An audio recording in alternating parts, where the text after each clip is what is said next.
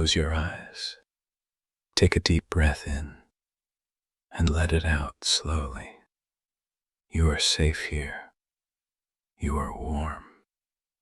The sounds of the night wrap around you like a blanket. Outside, the world is quiet. The streets are empty. The houses are dark. But in the spaces between, in the shadows where the streetlights don't reach, that is where the stories live. Tonight's story takes us to a phone booth, one of the last ones. Standing alone on a corner in a small city where the payphones have all been removed, all except this one. It has been here for a very long time, and it has something inside it that should not be there. Nora Voss was 34 and worked as a pharmacist at the drugstore on 4th Street. She was not the kind of woman who noticed things. She was practical, grounded, the kind of person who believed in what she could see and touch and measure. She paid her bills on time. She ate the same breakfast every morning. She did not believe in ghosts or curses or fate. She believed in data, in facts, in things that could be verified, which is why the phone booth disturbed her so much, because it had data she could not verify. And it would not leave her alone. She found it on a Wednesday in October. She was walking home from work, taking the shortcut through the old commercial district. The streets were quiet. The shops were closed. The phone booth stood on the corner of Mill and Broad, its glass panels fogged with age, its metal frame rusted to the color of dried blood. Nora had walked past it 100 times. It was just an old phone booth, a relic, a piece of the past that no one had bothered to remove. But on this Wednesday, she stopped. Something made her stop. She could not say what. An impulse, a pull, like a thread tied to her sternum, tugging her toward the booth. She opened the door. It stuck on the frame, then gave way with a groan. Inside it smelled of old paper and metal and something else, something sweet, like flowers. She looked up. There was a phone on its hook, a rotary phone, heavy and black. She did not touch it. On the shelf beneath the phone sat a phone book. Not the large kind that covered an entire city, a small one, a local directory. The cover was worn smooth. The pages were yellow. Nora opened it. The names inside were handwritten, not printed, handwritten in a careful, deliberate script. Blue ink. The ink had not faded. It was fresh, vivid, as if it had been written yesterday. The book listed names, first and last, and next to each name a phone number, and next to the phone number a date. The dates were all in the future. Nora checked the first name, Margaret Ellison. The phone number was local. The date was March 14th. Nora turned the page. David Chen, a local number, April 2nd. She turned another page. Sarah Moreau, a local number, May 19th. The names went on, dozens of them, all local, all with dates, all in the future. Nora closed the phone book. She stood in the booth and breathed. She told herself it was a prank, a game. Someone had written names and dates and left the book there for people to find. A Halloween decoration. October. It made sense. She laughed. She left the booth.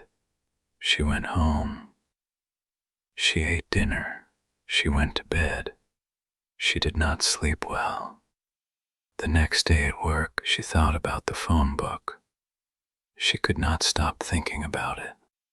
The names, the dates, the handwriting. She decided to check. It was ridiculous, but she needed to know. She needed to close the file in her mind and move on. She looked up Margaret Ellison in the current phone directory. The name matched. The address matched. It was an elderly woman who lived on Elm Street, about 10 blocks from the drugstore. Nora found her number and called it. Margaret Ellison answered on the third ring. She was 81 and had a voice like dry leaves.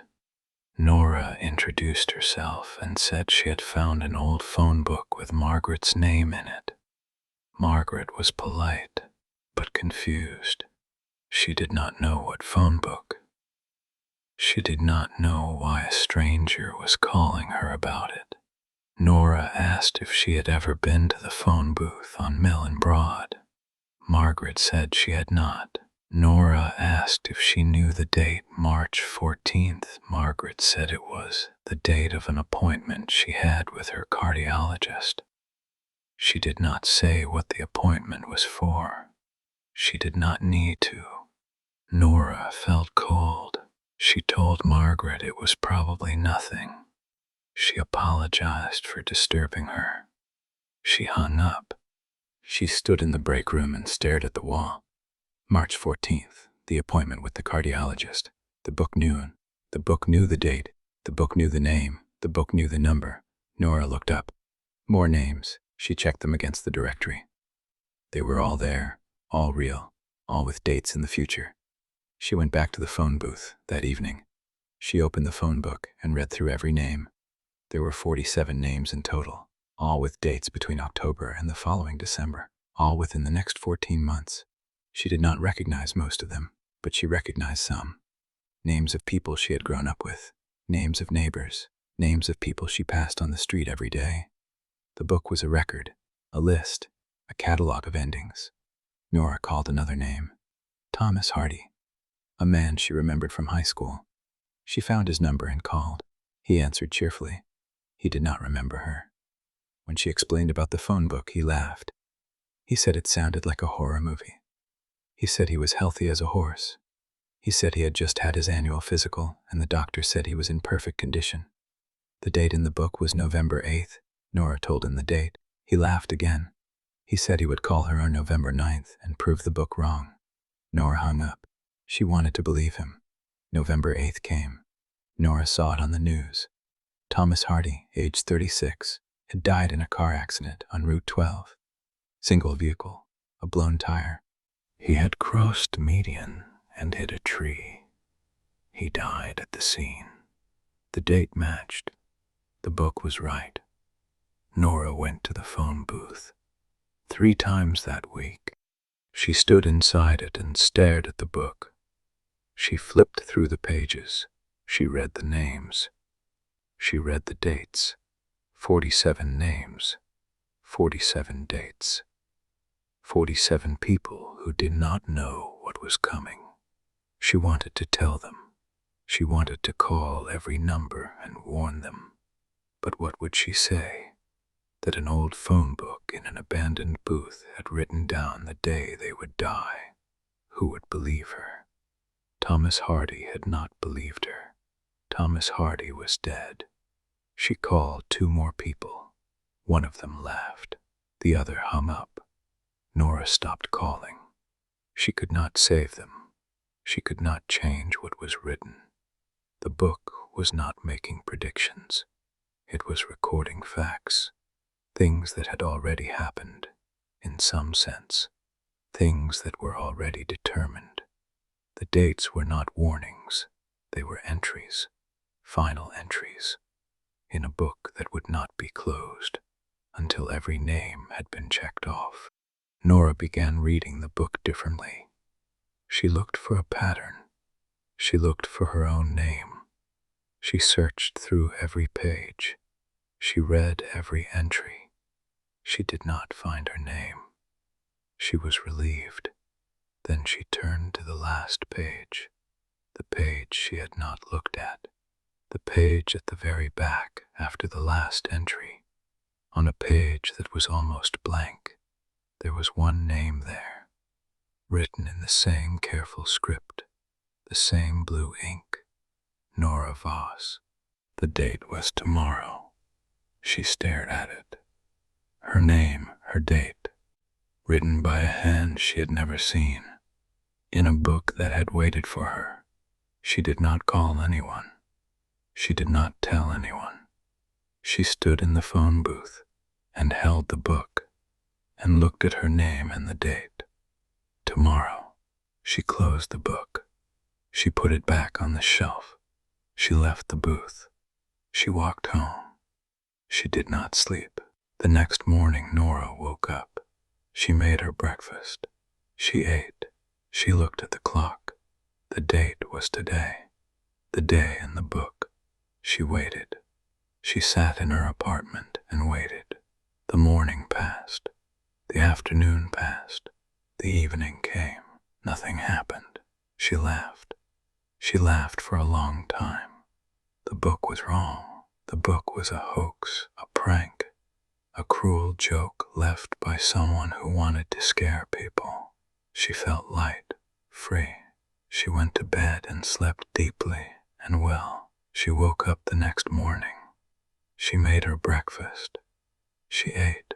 She looked at the clock. The date had changed. Yesterday was over. She was alive. The book was wrong. She felt a weight lift from her chest.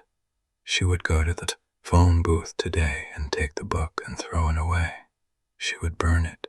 She would be done with it. She picked up her phone to call in sick to work. She had earned a day off. She turned on the news while she ate. A small story local. A woman named Nora Voss had been found dead in her apartment. The cause was listed as heart failure, a congenital condition that had never been diagnosed. She had died in her sleep. The date matched. The book was right. It had always been right. It would always be right. And somewhere, in a phone booth on a quiet corner, the book waited, patient, still, for the next name, for the next date, for the next person who would find it and not believe. You are safe here. You are not in the book. Not yet. Close your eyes. Let the darkness hold you. Sleep well.